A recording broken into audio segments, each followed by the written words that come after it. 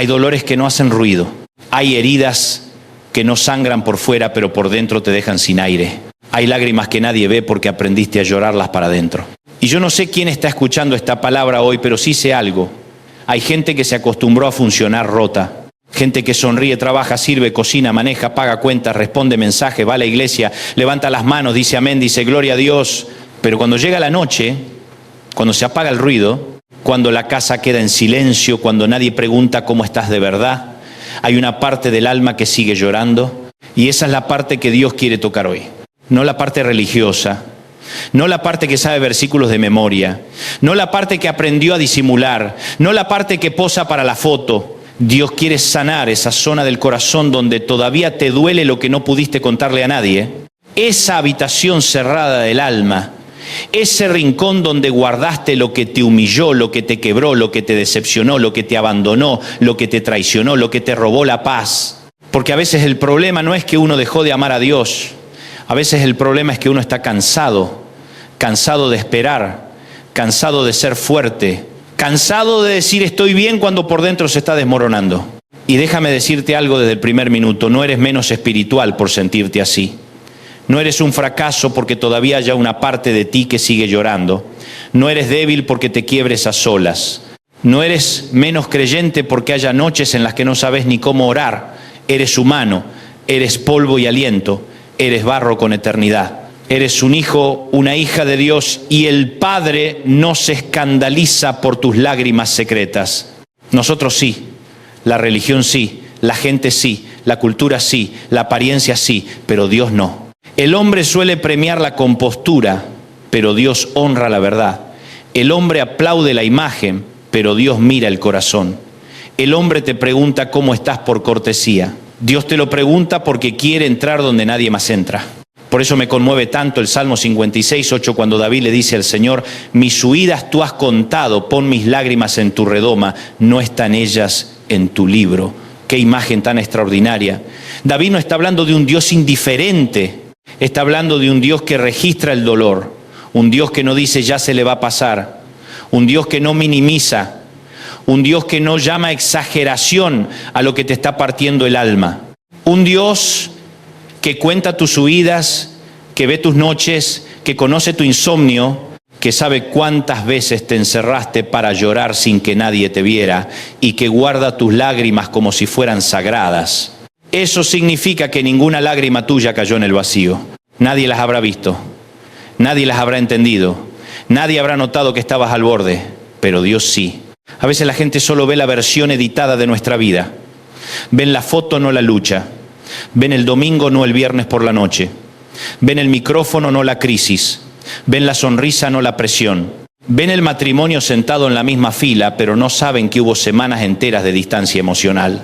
Ven a la madre que sirve a todo el mundo, pero no saben que está agotada. Ven al hombre que provee, pero no saben cuánta ansiedad carga por dentro. Ven al joven que se ríe con todos, pero no saben que se siente solo aún estando rodeado. Ven al creyente que ora bonito, pero no saben que hay una parte de él que hace tiempo no sabe cómo pedir ayuda. Y el Señor me trae hoy a decirte que Él no solo ve la superficie, Él ve la grieta, Él ve la fatiga, Él ve la herida vieja que vuelve a doler cada vez que algo la toca. Él ve ese recuerdo que todavía te estremece. Él ve lo que se rompió en tu infancia. Él ve lo que se quebró en tu matrimonio. Él ve lo que se murió en tu confianza. Él ve esa palabra que alguien te dijo y que se te quedó clavada como un cuchillo durante años. Y cuando Dios ve, no ve para condenar, ve para restaurar. El problema es que muchos crecimos creyendo que Dios solo se mueve con los fuertes, con los impecables, con los que llegan limpios al altar. Pero la Biblia dice otra cosa. El Salmo 34 contra 18 dice, cercano está Jehová a los quebrantados de corazón y salva a los contritos de espíritu. No dice que está cerca de los que aparentan. No dice que está cerca de los que nunca se equivocan. No dice que está cerca de los que jamás lloran. Dice que está cerca de los quebrantados. Eso cambia todo. Porque entonces mi quebranto ya no es un obstáculo para que Dios se acerque. Es precisamente el lugar donde Él decide manifestar su cercanía. Qué maravilloso sería entender esto de una vez por todas. Que cuando el corazón se quiebra, Dios no se aleja. Que cuando el alma se aplasta, Dios no se va. que cuando la fe tiembla, Dios no cancela el vínculo. Al contrario, hay una forma especial, particular, tierna y profunda en la que el Señor se aproxima al corazón hecho pedazos. Yo sé que a veces parece lo contrario. A veces uno dice, si Dios estuviera cerca yo no me sentiría así, pero permíteme decirte algo con amor. La cercanía de Dios no siempre se siente como euforia. A veces se siente como la fuerza mínima para levantarte de la cama. A veces se siente como la paz que no tiene explicación. A veces se siente como esa palabra que llega justo a tiempo. A veces se siente como el hecho de que no te destruiste cuando pudiste haberte destruido. A veces se siente como el simple hecho de seguir aquí, porque hubo cosas que debieron haberte quebrado por completo y sin embargo sigues respirando. Hubo noches en las que creíste que no ibas a soportar una hora más y aquí estás. Hubo temporadas que pensaste que te iban a hundir para siempre y aunque todavía te duele, sigues caminando.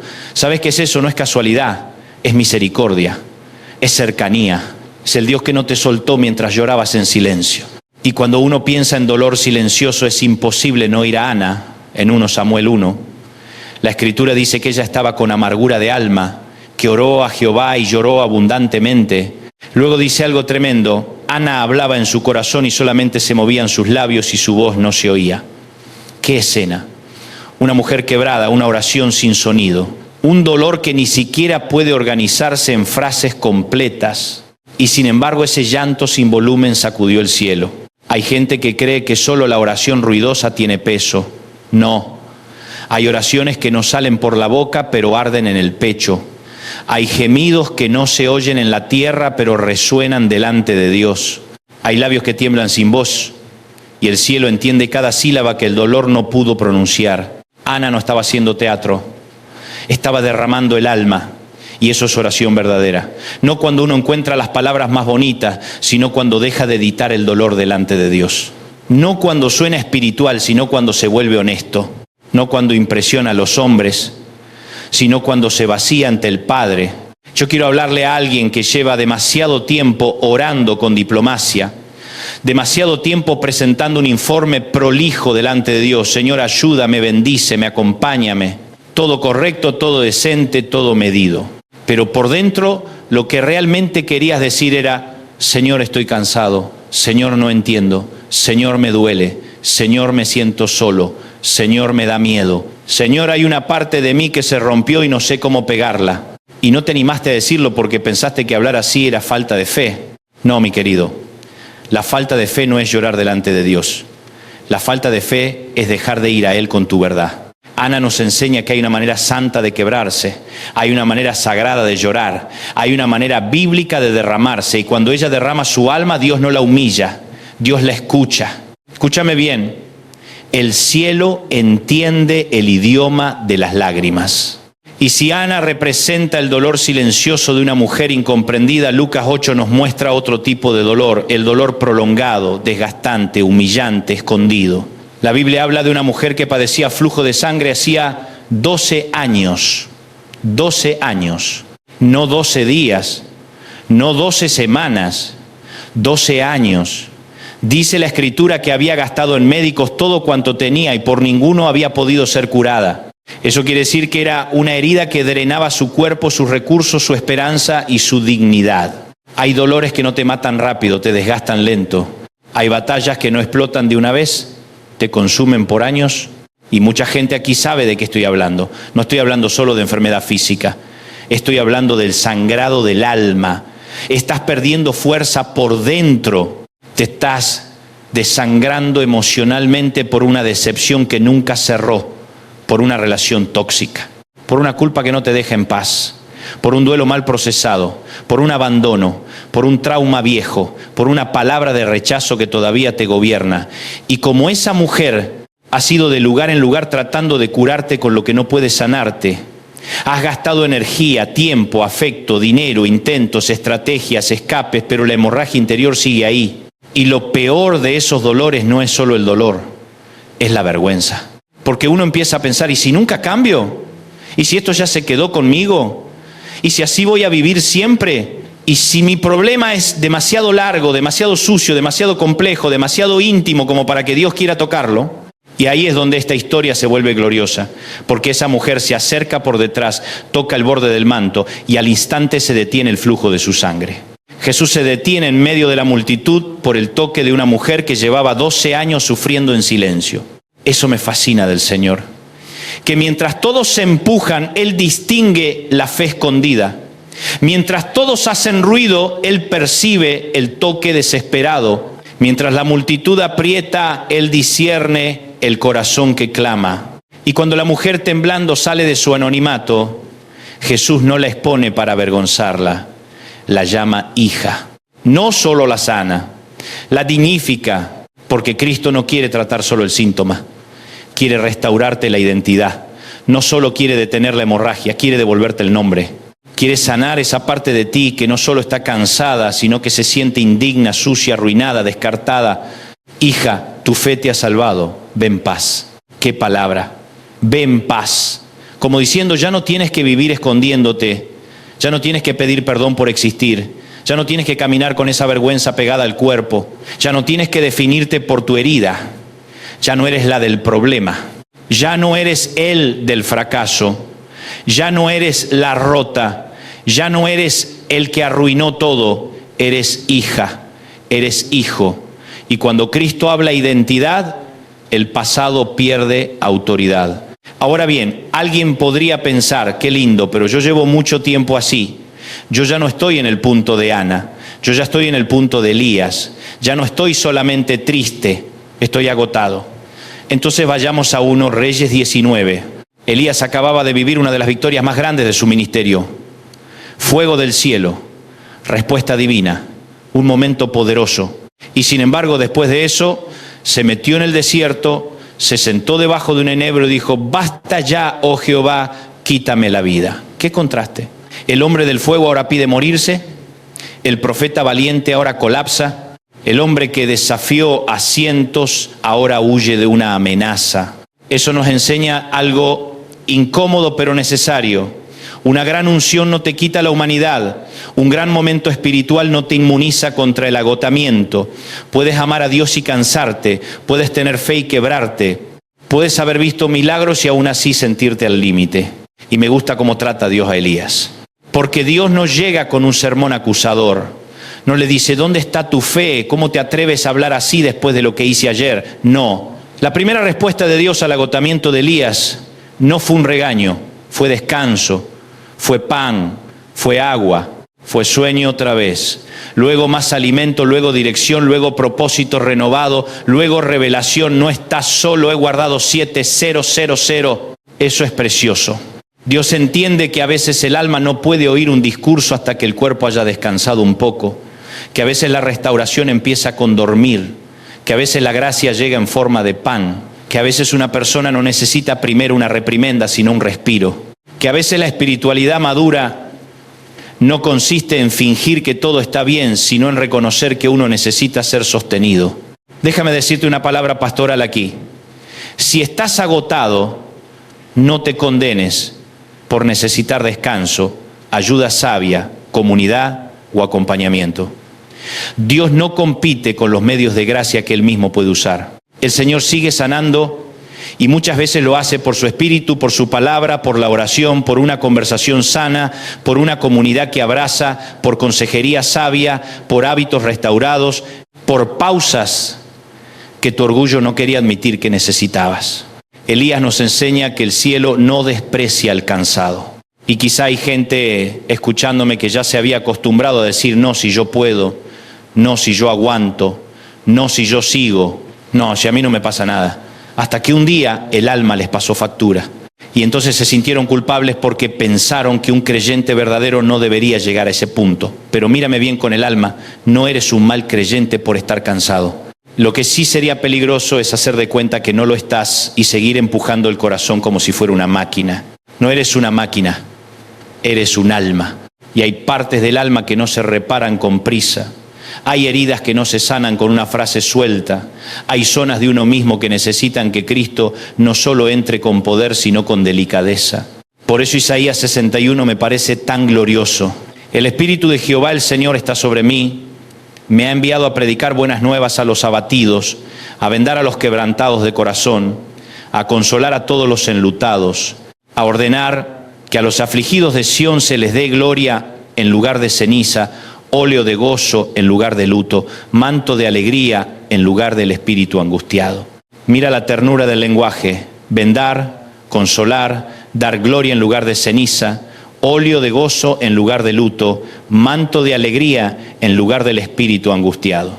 Eso significa que Jesús no ignora la herida, la venda, no desprecia el luto, lo consuela, no niega la ceniza, la transforma, no te pide que actúes como si nada te hubiera dolido. Viene precisamente al lugar donde te dolió. Y aquí quiero detenerme un instante en una idea hermosa del texto bíblico.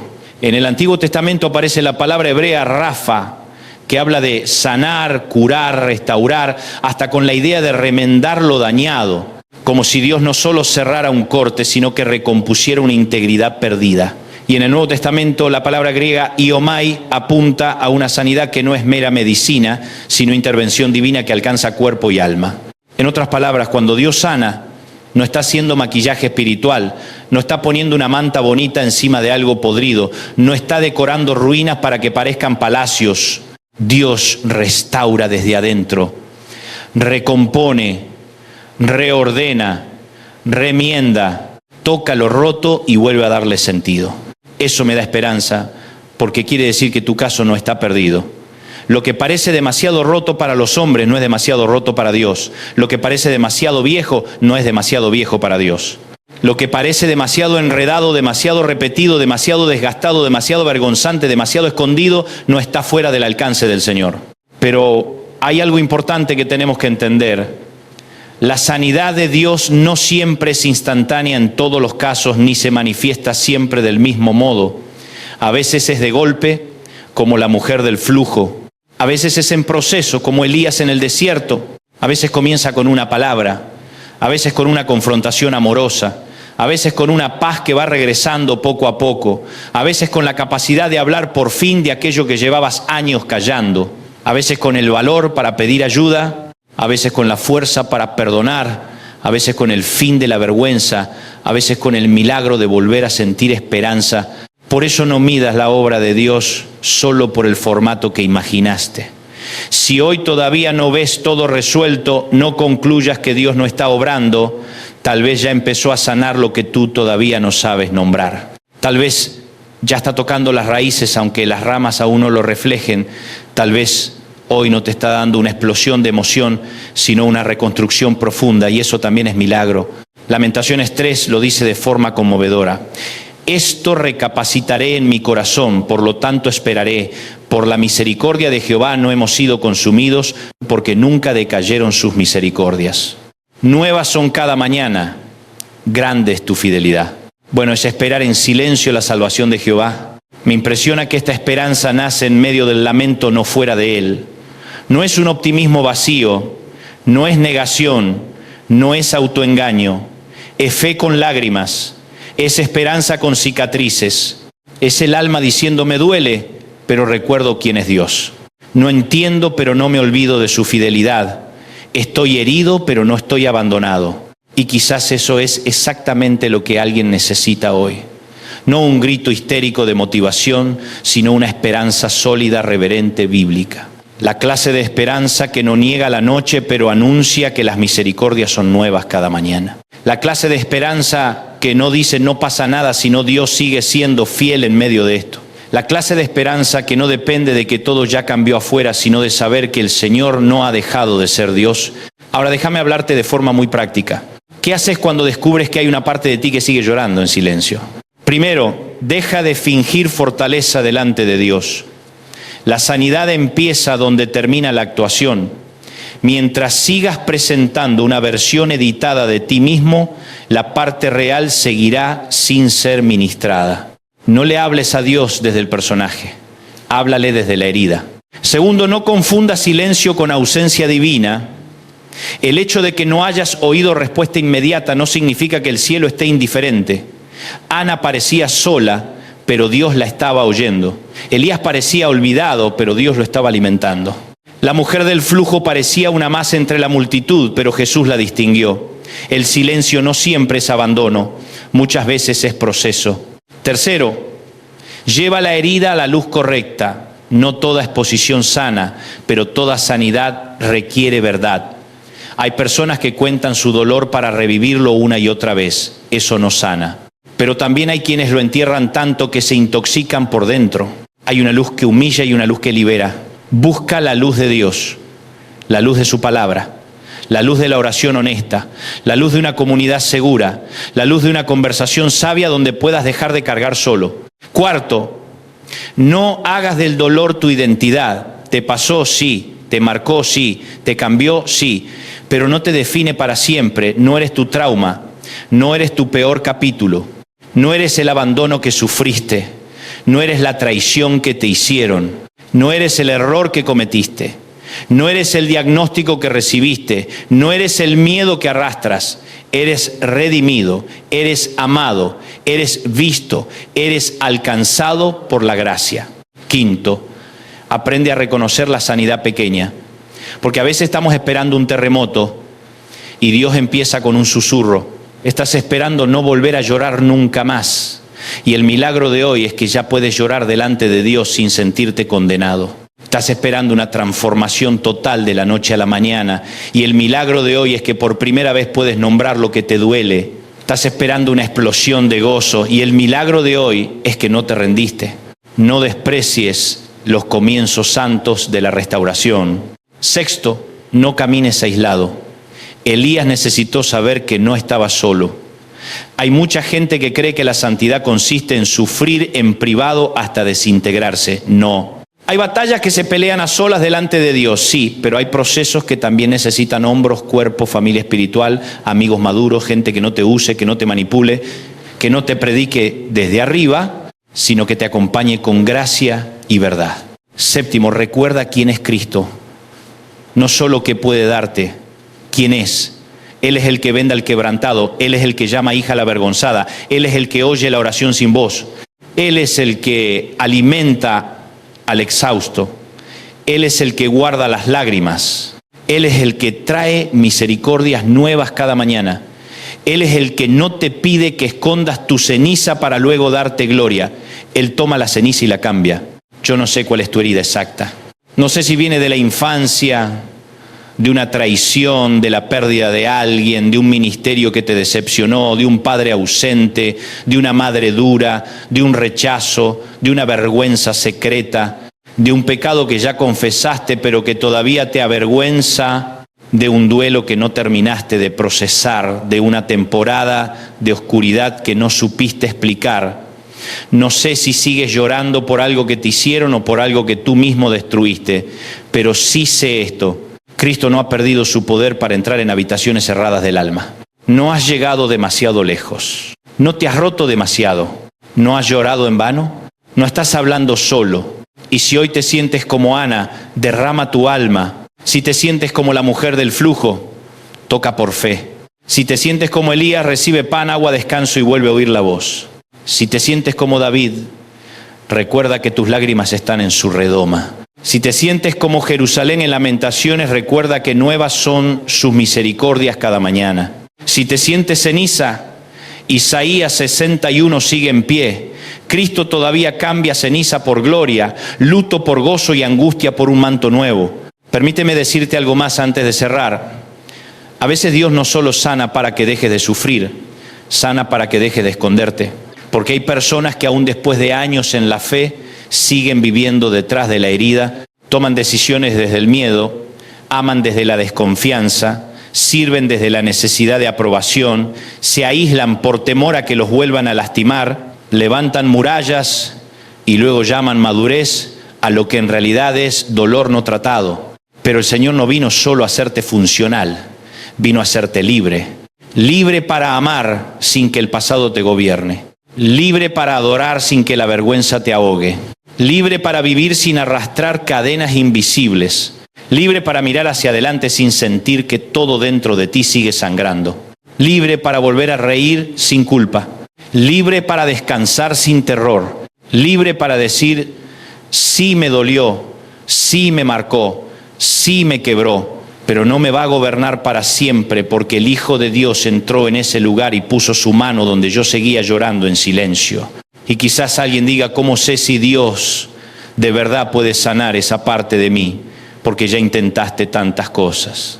Ya hablaste, ya callaste, ya huiste, ya volviste, ya te endureciste, ya te anestesiaste, ya te distrajiste, ya te religiosizaste. ¿Cómo saber? Porque el Señor jamás ha encontrado una herida demasiado compleja para su gracia.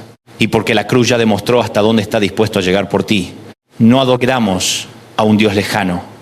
No seguimos a un mito frío.